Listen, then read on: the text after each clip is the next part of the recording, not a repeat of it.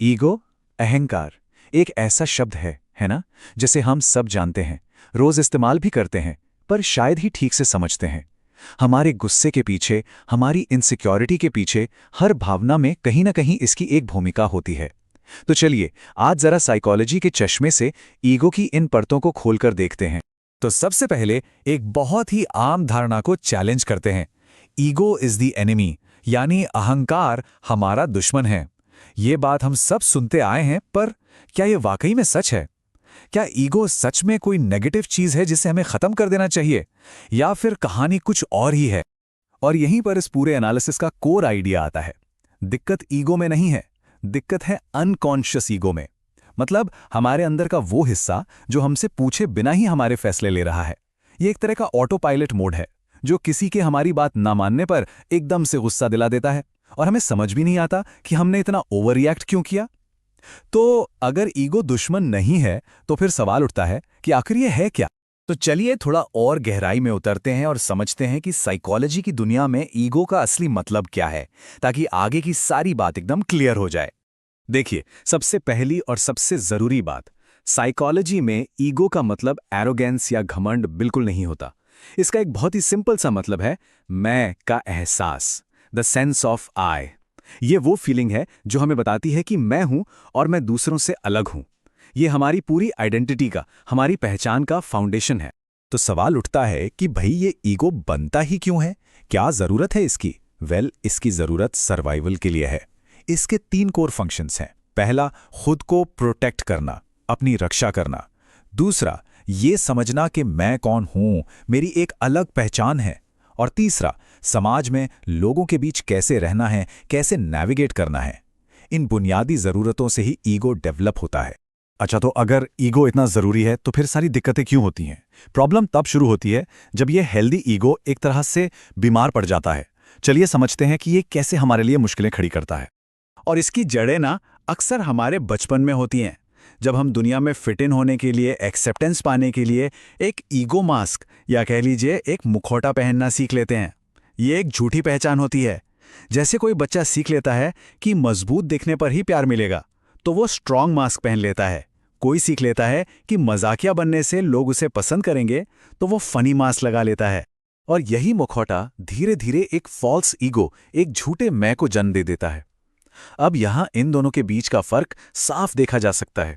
जो false ego होता है ना, वो बहुत फ्रेजाइल, बहुत नाजुक होता है। उसे कॉन्स्टेंटली दूसरों का अप्रूवल चाहिए, दूसरों की वैलिडेशन चाहिए। वहीं दूसरी तरफ एक हेल्दी ईगो, वो ग्राउंडेड होता है, स्टेबल होता है। वो फीडबैक को या क्रिटिसिज्म को पर्सनल अटैक की तरह नहीं देखता। इस अनहेल्दी ईगो का पहला साइन क्या है? अक्सर जरूरत से ज्यादा कॉन्फिडेंस, लाउडनेस। लेकिन यह कहावत बिल्कुल सही है कि जितना ऊंचा ईगो होता है ना, इनसिक्योरिटी उतनी ही गहरी होती है। ये ओवर कॉन्फिडेंस असल में अंडर कॉन्फिडेंस को छिपाने का एक पर्दा है। इसका दूसरा लक्षण है गुस्सा। गुस्सा क्या है? ये ईगो का डिफेंस मैकेनिज्म है, उसका रक्षा कवच। जब भी हमें लगता है कि हमारी आइडेंटिटी को, हमारी पहचान को किसी ने चैलेंज किया है, किसी ने डिसरिस्पेक्ट किया है, तो ईगो को खतरा महसूस होता है और वो गुस्से से रिएक्ट करता है। और तीसरा, जो शायद आज के जमाने में ईगो का सबसे बड़ा फ्यूल है, वो है कंपैरिजन, यानी तुलना। और सोशल मीडिया तो जैसे इसी के लिए बना है। हम नॉन स्टॉप अपनी लाइफ को दूसरों से कंपेयर करते हैं। इससे होता क्या है? हमारा ईगो या तो हवा में फूलकर कुप्पा हो जाता है, या फिर बुरी तरह कुचल जाता है। और सच तो यह है कि दोनों ही सूरतों में तकलीफ ही होती है। तो प्रॉब्लम तो समझ आ गई, पर इसका सोल्यूशन क्या है? हम अपने ईगो के साथ एक हेल्दी रिलेशनशिप कैसे बना सकते हैं? चलिए अब कुछ प्रैक्टिकल स्टेप्स देखते हैं। और ये पूरा रास्ता, ये पूरी प्रोसेस अवेयरनेस यानी जागरूकता से शुरू होती है। Step 1, observe. अपने ईगो के रिएक्शंस को बस देखो, बिना जज किए, बिना तुरंत रिएक्ट किए। Step 2, take responsibility. दूसरों पर ब्लेम डालने की जगह अपनी भूमिका को एक्सेप्ट करो। स्टेप 3, फीडबैक को टॉलरेट करना सीखो।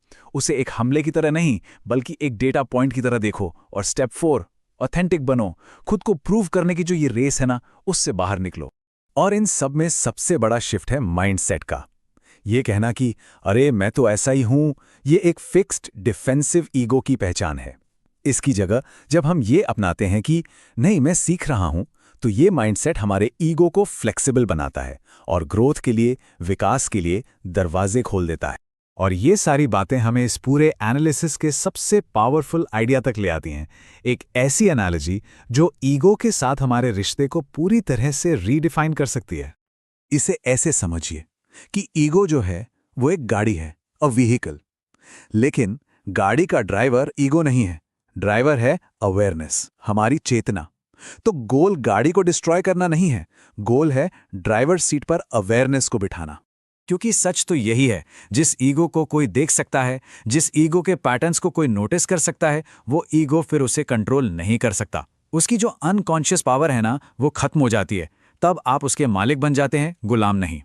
तो आखिर में बस यही एक सवाल बचता है, हमारी आइडेंटिटी, हमारी पहचान वो ईगो से बनती है, लेकिन फ्रीडम, आज़ादी, वो अवेयरनेस से मिलती है। तो एक बार सोच कर देखिए, जीवन की इस गाड़ी की ड्राइविंग सीट पर कौन बैठा है, ईगो या अवेयरनेस? अगर वीडियो पसंद आई हो तो फोकस ट्यूबर को सब्सक्राइब जरूर करें।